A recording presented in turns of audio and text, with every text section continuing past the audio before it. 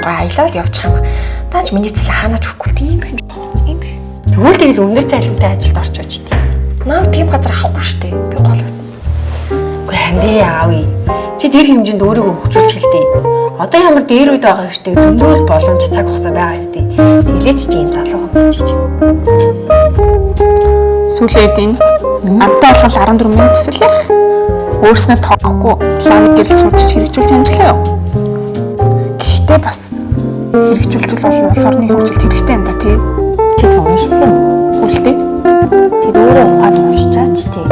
Хүмүүсийн ярианд харамсгүй итгэв нүү эсвэл өөрөө уншиж судлаад үн зөв мэдээлэлтэй болно. Чиний л сонголт шүү.